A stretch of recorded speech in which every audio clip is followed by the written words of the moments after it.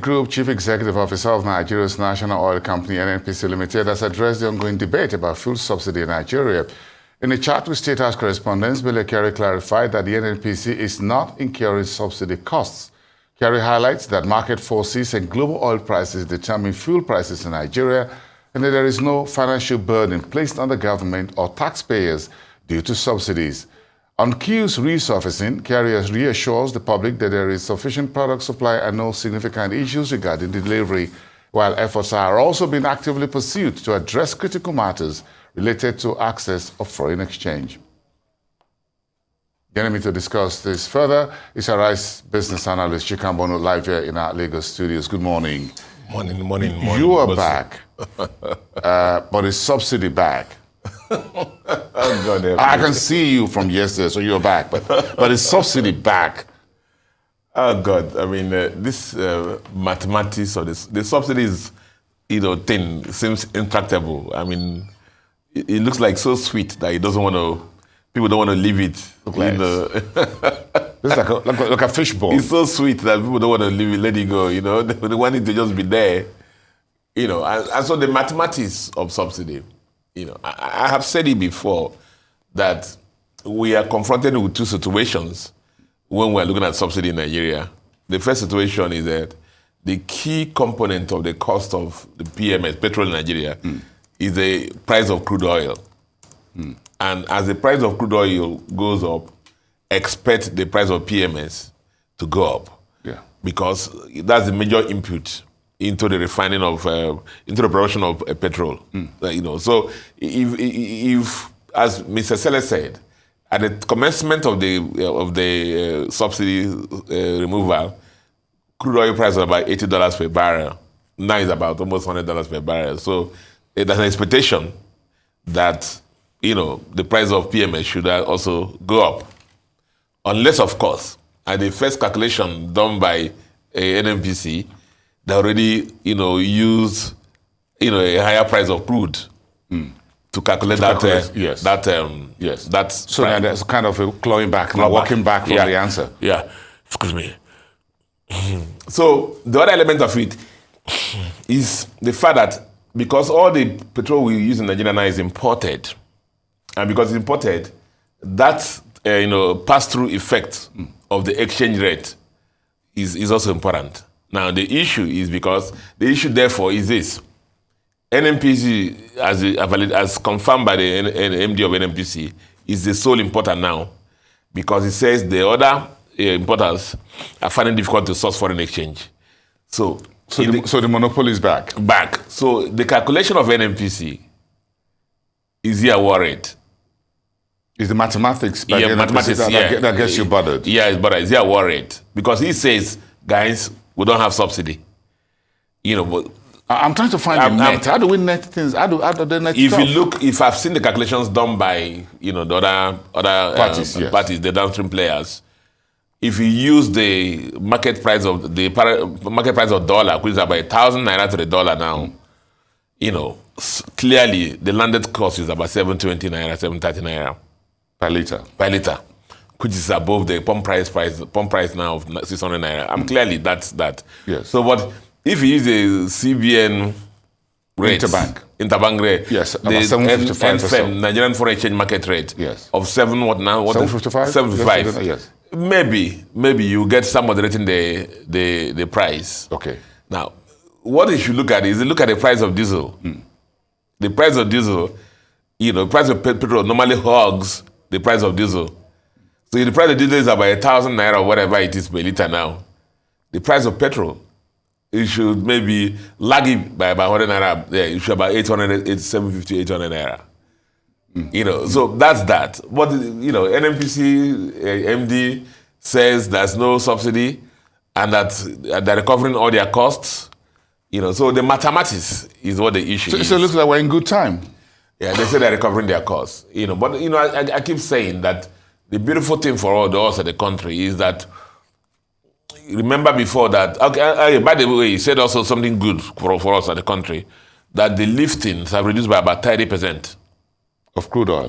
No. Of petrol. Oh, yeah, okay. At the loading station. At the loading station. Oh, the queues. Yeah, okay, talk about, yes. No. To address the queues. The loading. the quantum of loading, the demand, the number of loading, the trucks they load now daily. For distribution. For distribution. Yeah, so the queues that are showing up should disappear. Have reduced by 30%. That the quantum of demand has reduced by 30%. It just tells you that a lot of the petrol that goes across the border has also reduced. Okay. From what the reports also read, that the thriving markets at the borders between Nigeria and Cameroon, Nigeria and Benin Republic, for these black market fuel is also almost disappeared. So those are good things that have happened from the removal of fuel subsidy. Whether it's back or not, NNPC... But that's a stakeholder. You just saw the report of Pengassan where the gentleman from is it Mobile, whatever, says subsidy is back. Yeah, but you see... So who do we believe? But the only important now is who? It's the NNPC. So there are people who should tell us. But let's say you can't hide it. Just hold on. Because very soon, remember how we used to know before the impact of subsidy? Yeah, with you. Their contribution. The FAC. Thank you. The FAC. Yeah. Their contribution towards the FAC. So we'll be sharing almost $1 trillion at the FAC. Yes. And their contribution towards, remember also that part of why we have a foreign exchange problem in the country is the fact that almost all the money we earn from crude goes to FAC sharing. No, it's turned around. Yes, to Naira. To bring in PMS. That has been our problem. So all the money we earn from crude is turned around to use it, bringing PMS at subsidized rates. And therefore, there's nothing left for sharing by FAC. And that's why NNPC has not been contributing for a long time now to the FAC. To FAC. Yeah. In dollars. So, so let us see. But there's now money available for FAC sharing. Exactly. Because the subsidy door is closed. Yeah, but let's see what happens going forward. That will tell us that whether truly the NNPC MD is right, that there's no more subsidy. So we've got to wait. We just wait. But do you think we'll be able to resolve this fuel subsidy payment or removal? Where do you think we'll go from here, really, in a manner of speaking? A lot of people have asked me this question, and I said that I've said on this program several times that it is important, it is nice for our refineries to kick on. Whether it's Port Harcourt refinery, the Warri refinery and the Kaduna refinery, and then of course the big one, the Dangote refinery. And so that will enable us be, self-sufficient in the local supply of PMS. Even he had a MD or NNPC say that by 2024, we shall be exporting PMX and any foreign exchange in that respect. So let the supply be steady. Local supply of that be steady. If that happens, that guarantees us at least that we'll have supply. But as I said in this program several times, let nobody, including the Labour, Congress and TUC, be fooled that the local production of petrol, whether it's in a refinery, Port Harcourt or Kaduna or Dangote refinery, will lead suddenly we have petrol to be sold at 200 naira, as even pitched one time by one of the NUC people, LSC people. That will not happen, because what will happen now is unless we go back and transfer the subsidy now to the refinery, because at the pump, at the gate house of the refinery, there's a price. Yeah, for the PMS. Yes. And it's same thing around the whole world. Yes. Because the same product, PMS, crude oil goes in at it's the same raw material. It goes in at $100 per barrel. The same fantastic equipment they have worldwide. There's a factory cost there. Yes. Added to it at the gate house worldwide. Whether it's in Netherlands, whether it's in Mexico for refinery, whether it's in Kuwait, at the gate house factory gate, is same price. And that's the same thing in Nigeria. But the issue is the availability will be more.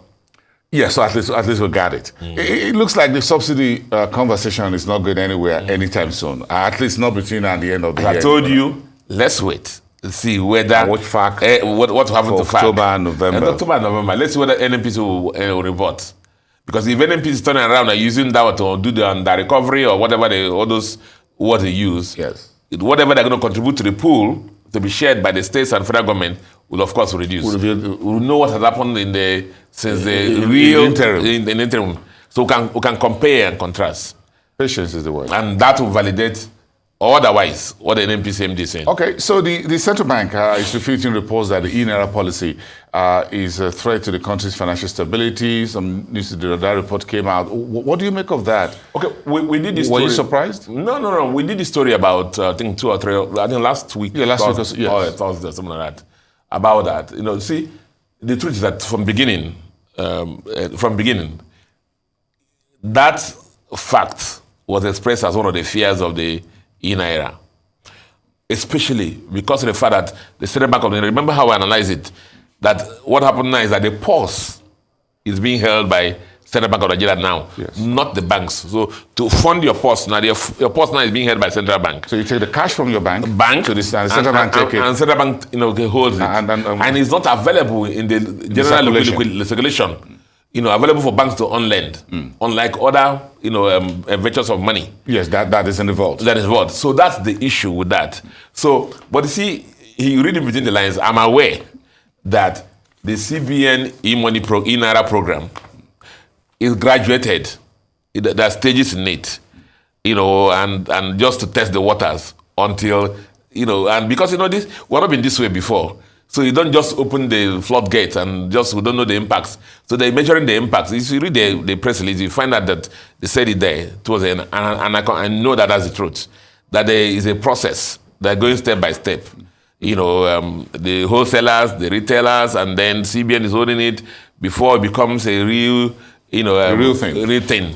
For every form of transaction. That as they monitor it. But what happened, as I said before, was that as the records showed, I think about 1.6 billion has moved from the banks to the wallet, and that's sterilized in central bank. It's not available for, and that's a fact. The central bank digital currency is still work in progress anywhere in the world. Anywhere in the world, everywhere in the world. Just like every other thing about this cryptocurrency and all those stuff. It's still work in progress. Nobody, it's a black box, and everybody is learning every day the consequences and the impacts of that. Interesting. Okay, thank you so much. We appreciate that. Thank you so much. Chika Mbonu, it's good to have you here again for this Tuesday. Thank you. That's our Rise Business Analyst Live here.